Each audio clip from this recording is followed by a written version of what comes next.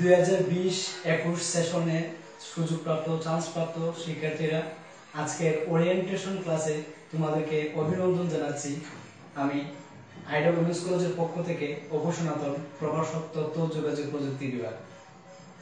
আজকে যেখানে আমরা তোমাদের সামনাসামনি বসে তোমাদেরকে ফুলের তোড়া দিয়ে অভিনন্দন জানানোর কথা, সেই জায়গাতে আজ আমরা ভাইরাসের জন্য, মহামারীর জন্য, একটি সমস্যার জন্য আজকে তোমাদের সাথে আমরা সেইভাবে দেখা করতে পারছি না, সেইভাবে তোমাদেরকে অভিনন্দন জানাতে পারছি না। তারপরেও ক্ষুদ্রভাবে একটু আয়োজন তোমাদের জন্য শিক্ষা মন্ত্রণালয় কর্তৃক একটি নির্দেশ যে তোমাদের জন্য যেন আমরা অনলাইনে একটি ওরিয়েন্টেশন ক্লাসের ব্যবস্থা করি এবং তোমাদের যাতে আমরা অনলাইনে শিক্ষাদান কার্যক্রমটা চালিয়ে যাই, সেই প্রচেষ্টাকে সামনে রেখে, সেই নির্দেশকে সামনে রেখে আজ আমরা একত্রিত হয়েছি তোমাদেরকে অনলাইন ওরিয়েন্টেশন ক্লাসের মাধ্যমে, অনলাইন ক্লাসের মাধ্যমে 2020-21 সেশনে পড়াশোনাটা চালিয়ে যাওয়ার জন্য।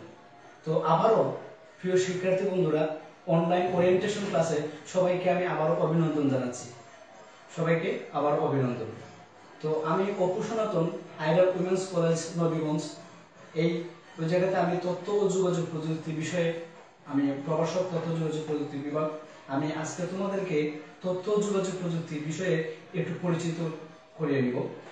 তো তথ্য ও যোগাযোগ প্রযুক্তি এই বইয়ে আমাদের অধ্যায় আছে মোট 6টি অধ্যায়ে আমাদের প্রশ্ন দিতে হয়, আমাদের উত্তর প্রদান করতে হয় 6টি অধ্যায়ে।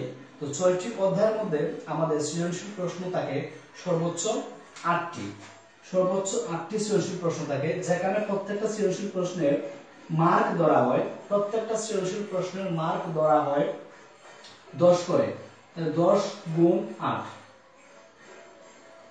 আমার যেহেতু 8টা সৃজনশীল প্রশ্ন, তো ওই জায়গাতে সৃজনশীল প্রশ্ন আমার আনসার করতে হবে 8টি থেকে সর্বোচ্চ 5টি সৃজনশীল প্রশ্নের উত্তর দিতে হবে।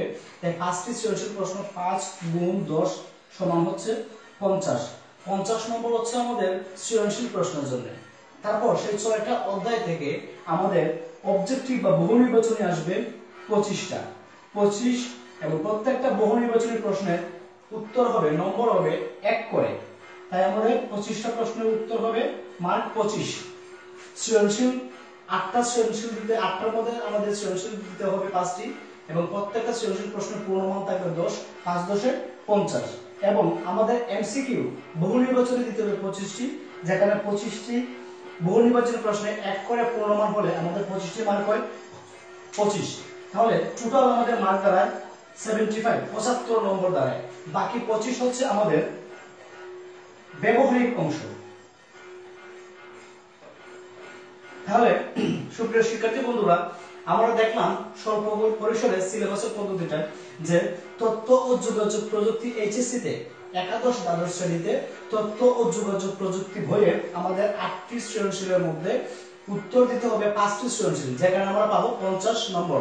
একইভাবে আমাদের অবজেক্টিভ বা বহু নির্বাচনী উত্তর দিতে হবে 25টির মধ্যে 25টি দিতে হবে, যেখানে আমরা পাবো 25 নম্বর। এবং লিখিত অংশে আমরা পাচ্ছি 25 এবং 50, সর্বোচ্চ 75 নম্বর। বাকি 25 নম্বর আমরা পাবো ব্যবহারিক অংশ থেকে। এই ব্যবহারিক অংশে আমাদের বিভিন্ন তথ্যীয়, বিভিন্ন প্র্যাকটিক্যাল অংশ জমা থাকতে পারে, বিভিন্ন পরীক্ষণ দেওয়া থাকতে পারে, ওইগুলো দেওয়ার মাধ্যমে আমরা 25 মার্কটা আদায় করে নিতে পারবো। এই হচ্ছে আমাদের নম্বর বন্টন। এখন অধ্যায় ভিত্তিক যদি আমি একটু আলোচনা করি স্বল্প পরিসরে তোমাদের জন্য, তাহলে আমাদের তথ্য ও যোগাযোগ প্রযুক্তি বইয়ে সর্বোচ্চ অধ্যায় আছে 6টি। সেই 6টি অধ্যায়ের মধ্যে প্রথম অধ্যায় হচ্ছে আমাদের বাংলাদেশ বিশ্ব পরিচিতি, বিশ্বগ্রাম। দ্বিতীয় অধ্যায় আছে আমাদের কম্পিউটার নেটওয়ার্ক ও ডিজিটাল ডিভাইস, কম্পিউটার নেটওয়ার্কের প্রকারভেদ। তারপর আছে আমাদের সংখ্যা পদ্ধতি ও ডিজিটাল ডিভাইস। চতুর্থ অধ্যায় হচ্ছে আমাদের ওয়েব ডিজাইন ও HTML। পঞ্চম অধ্যায় আছে আমাদের প্রোগ্রামিং ভাষা বা প্রোগ্রামিং ল্যাঙ্গুয়েজ। ষষ্ঠ অধ্যায় হচ্ছে আমাদের ডেটাবেস ম্যানেজমেন্ট। প্রথম অধ্যায়ে বিশ্বগ্রামের প্রবণতা, বিশ্বগ্রামের পরিচিতি এবং বিশ্বগ্রামের পদ্ধতির সাথে সম্পৃক্ত যেসব সাম্প্রতিক প্রবণতা আছে, ওই বিষয়গুলো নিয়ে আলোচনা করা হয়েছে আমাদের প্রথম অধ্যায়ে। দ্বিতীয় অধ্যায়ে আমরা দেখব নেটওয়ার্কিং, বিভিন্ন ডিভাইস, ওই ডিভাইসের ব্যবহার, বৈশিষ্ট্য, কার্যাবলী এবং ফ্রিকোয়েন্সি, কভারেজ এরিয়া, এবং যে সব সিস্টেমেটিক ভাবে একটি দ্বিতীয় অধ্যায়ে নেটওয়ার্কিং প্রক্রিয়াটা সম্পন্ন হয়, আমরা সেই বিষয়গুলো নিয়ে জানবো দ্বিতীয় অধ্যায়ে। তৃতীয় অধ্যায়ে আমরা দেখব সংখ্যা পদ্ধতি রূপান্তর, সংখ্যা পদ্ধতি ট্রানজিশন, সংখ্যা পদ্ধতির সাথে সম্পৃক্ত যেসব কোড আছে। তারপর আমরা দেখব তৃতীয় অধ্যায়ে digital device, encoder, decoder, half adder, full adder, এগুলো আমরা দেখব। চতুর্থ অধ্যায়ে আমরা দেখব ওয়েব ডিজাইন এবং এইচটিএমএল পরিচিতি। একটি ওয়েব পেজকে সুন্দরভাবে সাজানোর জন্য, একটি ডিজাইন করার জন্য কোন কোন ট্যাগ ব্যবহার করতে হয়, ট্যাগের কি কি উপাদান আছে, ট্যাগের কি কি বৈশিষ্ট্য আছে, কিভাবে টেবিল তৈরি করতে হয়, এই বিষয়গুলো নিয়ে জানবো আমরা চতুর্থ অধ্যায়ে। পঞ্চম অধ্যায়ে আমরা জানবো এটা প্রোগ্রামিং ভাষা। আমরা জানি কম্পিউটার বা ডিজিটাল ডিভাইস 0 এবং 1 ছাড়া কোনো কিছুই বুঝে না। যন্ত্রকে বোঝানোর জন্য একটি প্রোগ্রামের ভাষার প্রয়োজন হয়, একটি প্রোগ্রাম প্রয়োজন হয়। ওই প্রোগ্রামটা তৈরি করতে গেলে কি কি বিষয়, কি কি নির্দেশনা মেনে চলতে হয়, ওইগুলো সম্পর্কে আমরা বিস্তারিত জানবো আমাদের পঞ্চম অধ্যায়ে।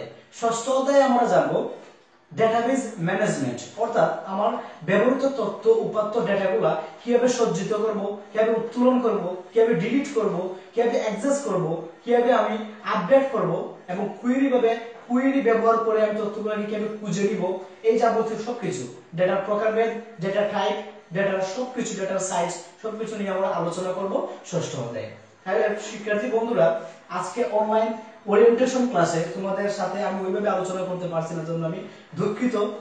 আমি ফিজিক্যালি ভাবে আলোচনা করার কথা ছিল, কিন্তু আমরা এইভাবে আলোচনা করতে পারছি না। তারপরে ক্ষুদ্র পরিসরে তোমাদের জন্য আমাদের একটু ক্ষুদ্র আয়োজন। তোমরা আশা করি আমাদের অনলাইন ক্লাসে অ্যাক্টিভ থাকবে এবং তোমাদের মতামত জানাবে, তোমাদের অভিব্যক্তি প্রকাশ করবে, সেই অনুযায়ী আমরা ক্লাস এগিয়ে নিয়ে যাব। সেই পর্যন্ত সবাই ভালো থাকো, সুস্থ থাকো। আবার ধন্যবাদ জানাচ্ছি। আমি অপু সনাতন, প্রভাষক, তথ্য যোগাযোগ প্রযুক্তি বিভাগ, আইডিয়াল ওমেন্স কলেজ। ধন্যবাদ সবাইকে।